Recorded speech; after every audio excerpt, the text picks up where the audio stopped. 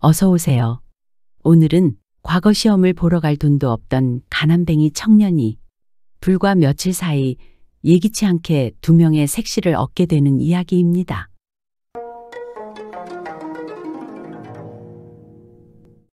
옛날 어느 마을에 서당이 하나 있었습니다. 그 시절에는 글 공부를 하려면 곡식으로 사례를 해야 했지요. 이를 수곡이라 했는데 이걸 못 내면 아무리 똑똑해도 서당 문턱도 못 넘었답니다. 여기 서당 이웃집에 홀어머니와 단둘이 사는 현덕이라는 아이가 있었습니다. 집은 가난했지만 재주만큼은 하늘이 내린 듯 했지요. 이 아이는 글을 배우고 싶어 어찌나 안달을 했던지 날마다 서당 담장 밖을 어슬렁거리다가 선생님이 글을 가르치는 틈을 노려 고개를 쭉 빼고 학생들 어깨 너머로 훔쳐봤답니다. 하늘천 땅지. 선생님의 목소리가 들리면 현덕이는 귀를 쫑긋 세우고 입으로 따라 중얼거렸지요. 그렇게 한두 번만 보고 들으면 그대로 다 외워버리니 참으로 신동이라 할 만했습니다. 어느 가을 달밤이었습니다. 서당 선생이 저녁 산책을 나섰다가 그 가난한 현덕이네 집에 살인문 앞을 지나가게 되었지요. 그런데 웬 훌쩍이는 소리가 들려오지 않겠습니까? 선생이 걸음을 멈추고 귀를 기울이니 모자가 마주 앉아 눈물바람을 하고 있었습니다. 애미도 팔자가 사나워서 너를 공부시키고 싶어도 수곡 줄 게 있어야지. 이 가난한 살림에 어찌 공부를 가르친단 말이냐. 어머니, 근데 저는 정말 배우고 싶어요. 다른 애들이 글 읽는 소리만 들어도 가슴이 막 두근거려요. 그래, 애미도 다 안다. 일단 눈물 닦고 자거라. 선생은 그 모습을 보고 가슴이 먹먹해졌습니다. 저런 재주를 썩힐 수는 없지. 내가 한번 거들어 봐야겠구나. 이튿날 아침, 선생은 그 아이를 서당으로 불렀습니다. 얘야, 오늘부터 너도 이리 와서 글을 배워라. 예, 선생님, 저는 수곡을 낼 수가 없는데요. 현덕이의 눈에 당황스러움과 기쁨이 동시에 어렸습니다. 내가 언제 너한테 수곡 받겠다고 했느냐. 그런 걱정일랑 말고 어서 들어와 앉거라. 선생님, 정말입니까? 그렇다, 이놈아. 책도 한 권 줄 테니 이 은혜 잊지 말고 열심히 배워라. 현덕이는 그 자리에서 선생님께 큰 절을 올렸습니다. 그 모습이 어찌나 기특하던지 선생은 괜시리 코끝이 시큰해지는 것을 느꼈지요. 그렇게 현덕이는 서당에서 글을 배우기 시작했습니다. 그런데 이 아이의 재주가 어찌나 뛰어난지 하나를 가르치면 둘을 알고 둘을 가르치면 열을 익혔습니다. 이태 3년을 배운 부잣집 아이들이 끙끙대며 외우는 문장을 한 달 만에 줄줄 외워버리니 선생은 속으로 감탄했습니다. 이런 재주라니. 이 아이는 필시 큰 인물이 되겠구나. 하지만 부잣집 자제들의 눈에 현덕이라는 존재는 눈의 가시였습니다. 야, 저놈 좀 봐라.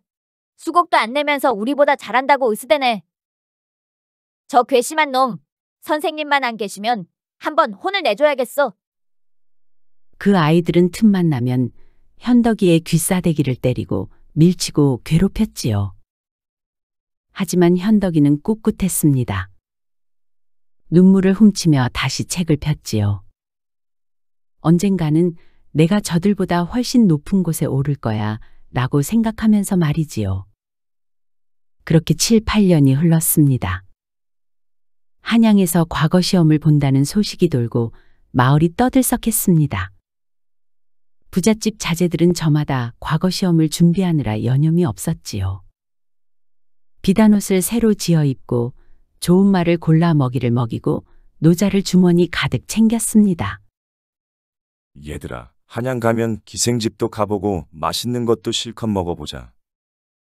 그럼 이번에 급제하고 나면 우리 세상이지. 그들은 벌써부터 신이 나 있었습니다.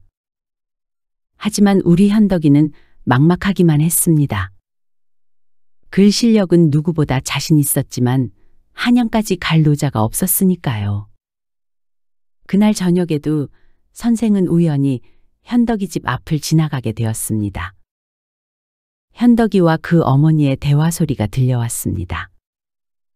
다른 애들은 모두 말을 타고 과거 보러 가는데 우리 집 형편에 노자로 쓸 돈도 없으니 과거 보는 건 포기해야 할 것 같아요, 어머니. 그래, 애미가 미안하구나. 이 불쌍한 것. 이튿날 아침 일찍 선생은 가진 돈 10단량을 주머니에 넣어 현덕이를 불렀습니다. 이걸로 당나귀 한 마리는 살 수 있을 게다. 한양까지 타고 올라가거라. 현덕이는 눈물을 펑펑 쏟으며 큰 절을 올렸습니다. 선생도 눈시울이 붉어졌지요. 은혜고 뭐고 그런 건 필요 없다. 내 재주를 세상에 펼치는 것이 나에 대한 보답이니라. 그러니 꼭 급제해서 돌아오거라. 출발하는 날 아침, 부잣집 자제들의 행차는 그야말로 화려했습니다. 그들은 크고 잘생긴 말을 타고 하인들이 짐을 지고 따라가고 길 양쪽으로 구경꾼들이 모여들었지요. 반면 우리 현덕이의 행색은 초라하기 그지없었습니다. 그나마 오랜 동안 괴짝 속에 있던 아버지의 옷을 꺼내 어머니가 정성껏 수선해 준 것을 입고 겨우 산 당나귀라는 것이 늙고 말라서 어찌나 느린지 발을 재촉해도 느릿느릿 걸었지요. 이려. 당나귀는 히힝하고 울기만 할 뿐이었습니다. 말을 탄 부잣집 자제들은 현덕이보다 한참을 앞서갔습니다. 그러다 며칠 뒤부터는 한나절만 가다가 주막으로 들어갔지요. 술상도 푸짐하게 시켰지요. 거기다 기생까지. 술 마시고 놀고 자고 그러기를 며칠. 반면 우리 현덕이는 쉬지 않고 갔습니다. 낮에도 가고 밤에도 달빛을 받으며 갔지요. 느린 당나귀였지만 쉬지 않고 가니 결국 앞서가던 무리를 따라잡았습니다. 부잣집 자제들이 깜짝 놀랐지요. 뭐야, 저 거지 같은 놈이 어떻게 우리를 따라왔지? 그들의 얼굴이 확 일그러졌습니다. 미운 놈이 또 눈앞에 나타난 것입니다. 그날 밤 그들과 현덕이는 어느 절에서 함께 하룻밤을 묵게 되었습니다. 방 안에 둘러앉은 부잣집 자제들이 수군덕거렸습니다. 저놈을 어떻게든 여기서 끝장내야 돼. 그래, 우리끼리 급제하면 모르겠는데 저놈이 급제하고 우리가 떨어지면 우습잖아. 그래, 뭐 좋은 수가 없을까? 그중 가장 간교한 놈이 씩 웃으며 말했습니다. 내게 묘책이 있어. 저놈에게 꼬투리를 잡아 단단히 혼내주자. 다음 날 일행은 다시 길을 떠났습니다. 한참을 가다 보니 산기슭에 목화밭이 펼쳐져 있었지요. 마침 가을이라 목화송이가 하얗게 피어 있었고 젊은 새댁과 처녀가 목화를 따고 있었습니다. 그런데 갑자기 부잣집 자제들이 말을 멈추고 현덕이를 애워쌌습니다. 야, 너 저기 저 처녀 보이지? 네가 저 처녀한테 가서 입을 한번 맞추고 와라. 예, 그게 무슨 말씀이십니까? 현덕이는 깜짝 놀라 뒷걸음질을 쳤습니다. 뭐가 어렵냐? 그냥 가서 입 한번 맞추고 오면 되는 거 아니냐? 안 됩니다. 그런 짓은 못합니다. 뭐, 안 하겠다고? 덩치가 가장 큰 부잣집 자제가 주먹을 불끈 쥐었습니다. 그래, 네가 우리 말을 안 들으면 너는 과거고 뭐고 그냥 여기서 끝장나는 거야. 하긴 네 주제에 뭔 과거 시험이냐? 한참을 실랑이를 했지만 여러 놈이 달려들려고 하니 어쩔 도리가 없었습니다. 일단 현덕이는 땅만 쳐다보며 목화밭으로 발걸음을 옮겼지요. 목화밭에서는 처녀와 새댁이 정답게 이야기를 나누며 목화를 따고 있었습니다. 올케 언니, 올해는 모카 농사가 잘 됐네요. 그러게, 이만하면 겨울옷 태입기 충분하겠어. 그런데 웬 총각이 밭고랑에 쪼그리고 앉아있지 않겠습니까? 처녀가 이쪽으로 목화를 따라오면 총각도 이쪽 밭고랑으로, 저쪽으로 가면 또 저쪽 밭고랑으로 따라오는 것이었습니다. 올케 언니, 저 사람 좀 이상해요. 우리를 계속 따라다녀요. 정말 그러네. 무슨 일인지 한번 물어봐야겠다. 새댁이 다가가서 물었습니다. 저기 총각 무슨 일이시오? 남의 목화밭에서 어찌 그리 우리를 따라다니는 거요? 현덕이는 땅만 파고 있다가 고개를 들었습니다. 얼굴이 온통 새빨개져 있었지요. 현덕이는 사정을 털어놓았습니다. 가난한 형편에서 공부한 일, 과거 보러 가는 길인 일, 그리고 지금 당한 공경까지. 그 사람들이 저더러 처녀와 입을 맞추지 않으면 여기서 끝장을 낸다고 합니다. 하지만 저는 정말 그럴 수가 없어서. 새댁은 어이가 없어 처녀에게 돌아가 그 이야기를 전했습니다. 세상에 그런 몹쓸놈들이 사람을 그렇게 괴롭히다니. 처녀는 분하기도 하고 딱하기도 했습니다. 그리고는 한참을 생각하더니 조용히 입을 열었습니다. 올케 언니, 저 사람?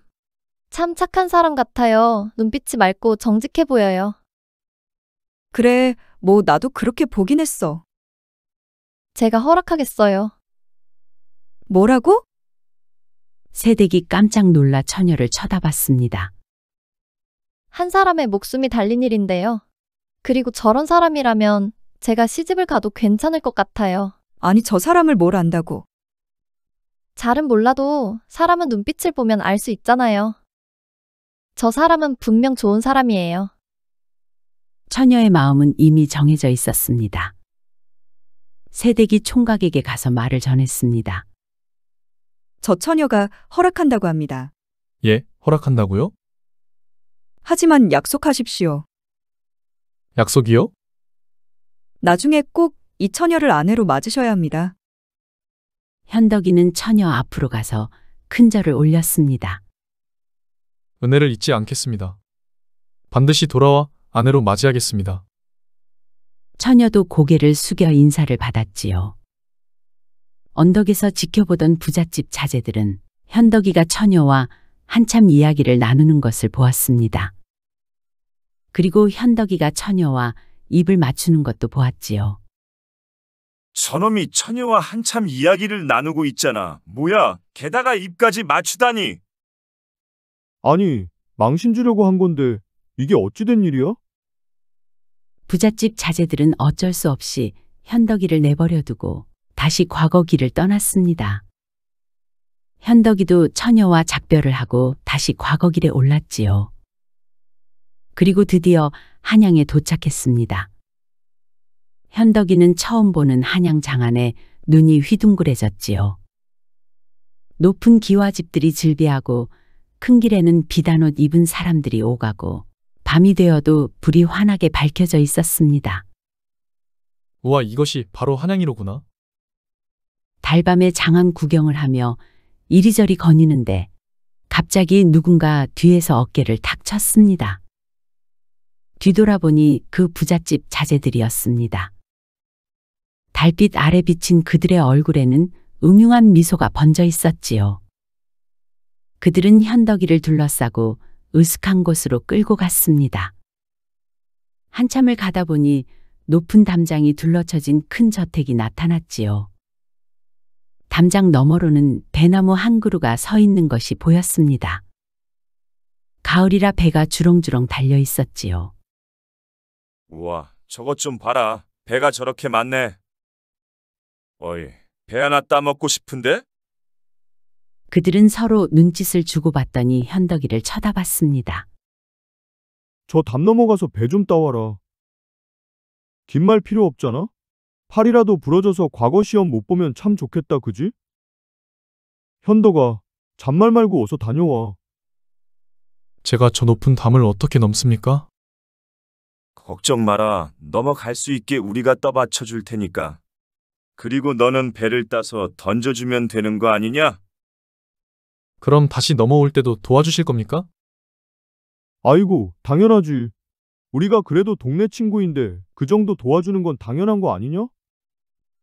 현덕이는 할 수 없이 그들의 요구대로 담을 넘어갔습니다. 배나무에는 탐스러운 배가 정말 주렁주렁 달려 있었지요. 현덕이는 배를 대여섯 개 따서 하나씩 담 밖으로 던졌습니다. 저기, 이만큼이면 충분하지 않습니까? 뭔 소리야, 더 따라고. 현덕이는 배를 몇 개 더 따서 던져주었습니다. 야, 이제 됐다. 그만 가자. 잠깐, 저는요? 담 안에서 현덕이가 외쳤지만 그들은 씩 웃으며 손을 흔들었습니다.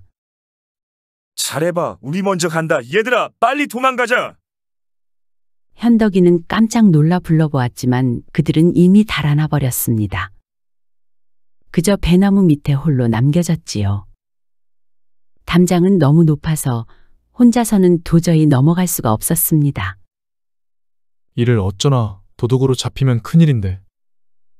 그는 배나무 밑에 주저앉아 한숨만 내쉬었습니다. 그런데 운명의 장난인 것인지 그 배나무 집의 주인은 다름 아닌 과거 시험을 주관하는 시관 대감이었습니다. 그날 밤 대감은 이상한 꿈을 꾸었습니다. 꿈속에서 자기 집 뒤뜰 배나무를 보니 용 한 마리가 배나무에 서리서리 감겨 있었던 것입니다. 용은 하늘로 올라가려고 몸을 꿈틀거렸지만 무언가에 막혀 올라가지 못하고 있었지요. 용이 안타까운 표정으로 하늘을 올려다보며 애타게 몸부림치는 모습이 꿈에서도 생생했습니다. 대감이 벌떡 일어나 앉았습니다. 꿈이 예사롭지 않구나. 예로부터 용이 나타나는 꿈은 귀인을 만나는 징조, 그것도 큰 인물을 만나는 꿈이라고 했지요. 뒤뜰을 살펴보도록 해야겠구나. 대감이 하인을 불렀습니다. 여봐라! 지금 당장 뒤뜰 배나무 밑을 살펴보거라. 배나무 밑을요? 이 한밤중에요? 빨리 다녀오거라. 서둘러라. 그리고 혹여 배나무 밑에 사람이 있거든 그 사람을 함부로 대하지 말고 정중히 모셔오너라. 하인이 황급히 뒤뜰로 달려갔습니다. 잠시 후 하인과 함께 온 현덕이가 떨리는 발걸음으로 사랑채에 들어섰습니다. 화려한 장식과 비단 병풍, 그리고 위엄 있는 대감의 모습에 주눅이 들 수밖에 없었지요. 대감은 현덕이를 찬찬히 살펴보았습니다. 옷은 남루하지만 눈빛만큼은 맑고 빛났습니다. 얼굴에는 정직함이 묻어났지요. 범상치 않은 인물이로다. 그대는 어찌하여 이 밤중에 남의 담을 넘어왔는가? 현덕이는 떨리는 목소리로 모든 이야기를 털어놓았습니다. 가난한 집안에서 태어난 일, 선생님의 은혜로 글을 배운 일, 과거를 보러 올라오면서 겪은 온갖 시련들까지. 사실대로 말하는 것이 떳떳하다고 생각했기 때문이지요. 대감은 고개를 끄덕이며 현덕이의 이야기를 들었습니다. 이야기를 다 듣고 나니 더욱 흡족한 표정이 되었습니다.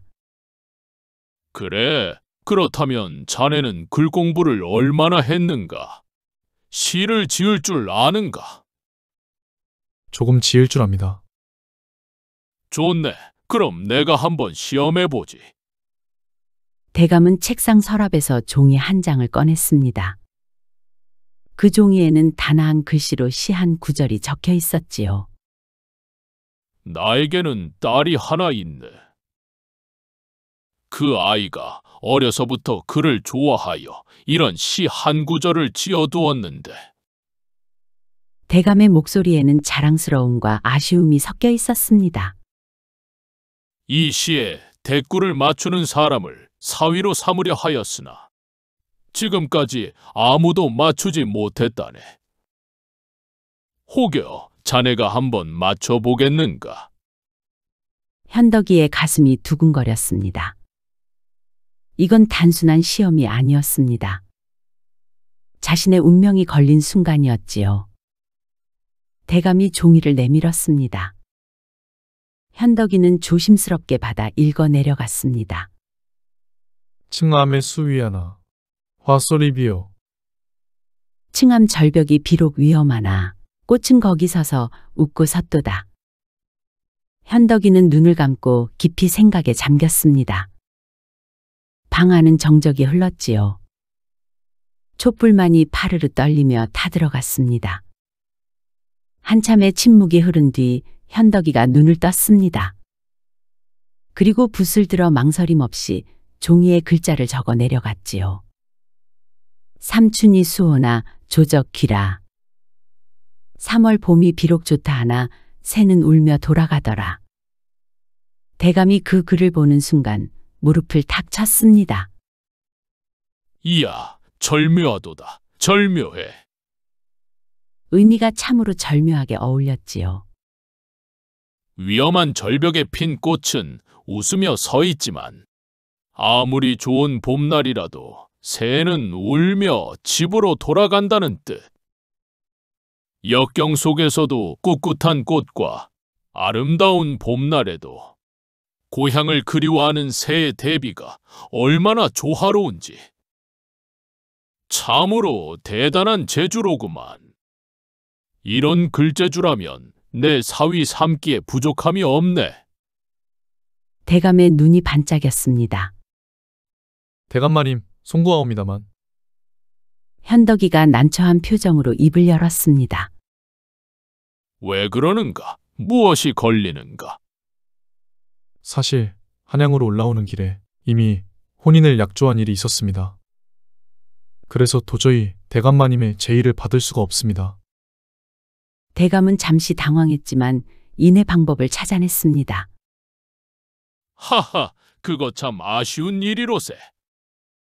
허나 남자 하나가 여자 둘을 두는 것쯤이야. 옛부터 있던 일이 아니겠는가. 정말 내 딸 귀하게 키웠네.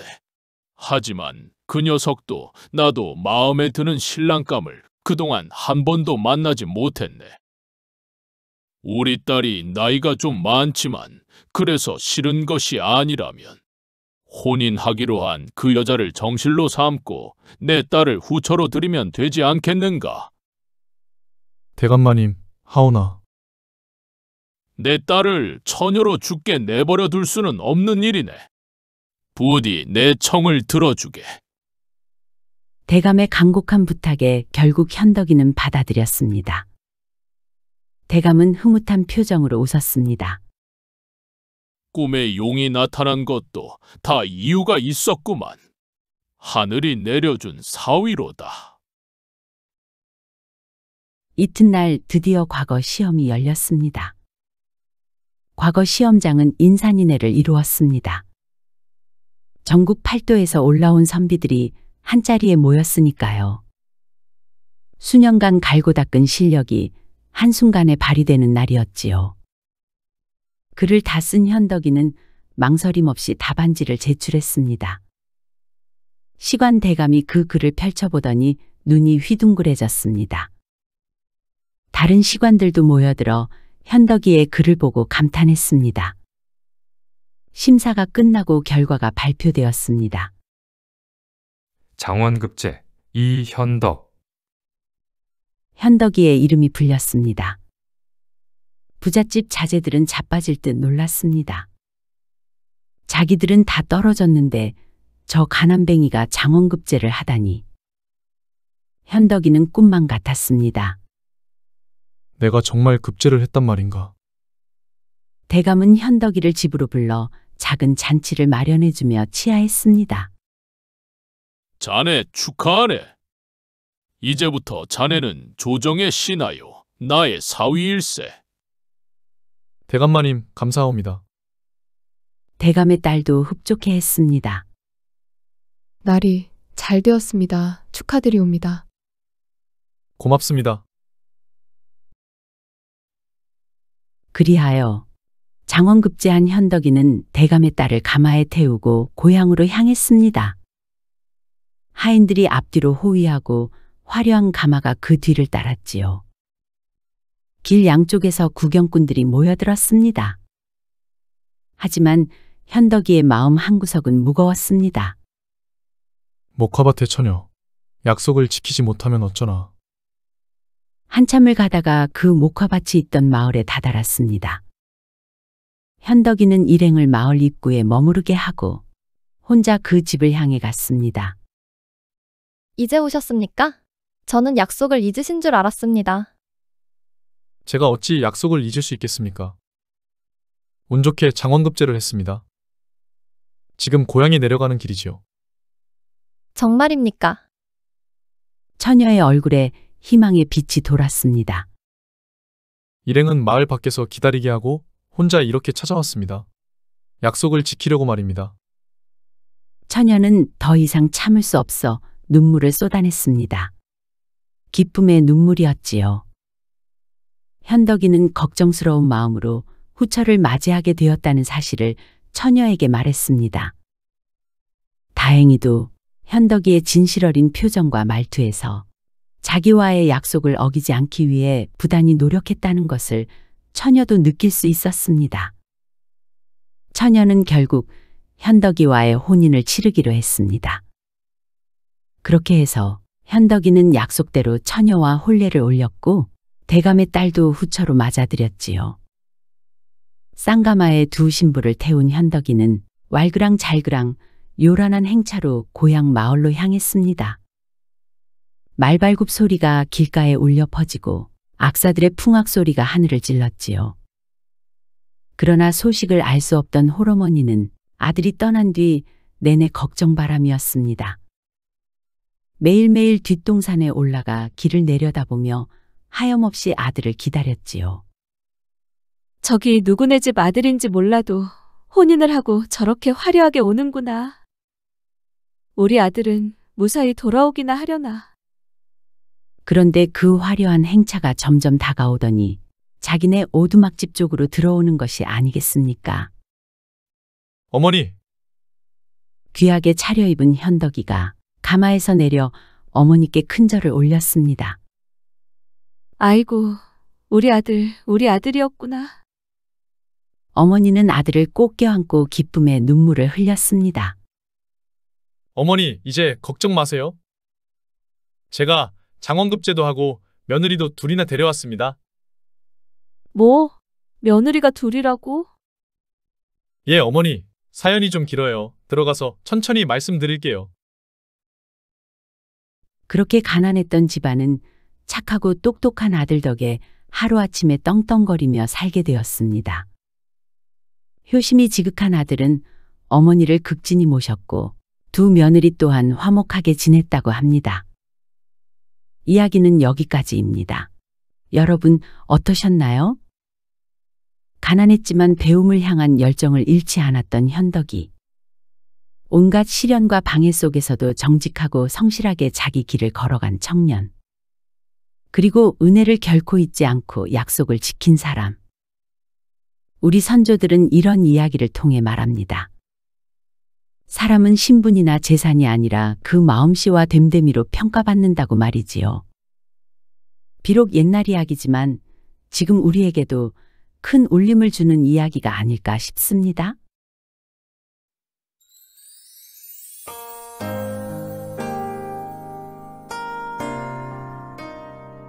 시청해주셔서 감사드립니다. 지금까지 사랑방이야기였습니다. 항상 건강하시고 행복하시고 만사형통하시고 평안하시고 꽃길만 걸으시고 좋은 일들만 가득하시기 바랍니다. 마지막으로 구독, 좋아요도 눌러주세요. 더 재미있는 이야기로 찾아뵙겠습니다.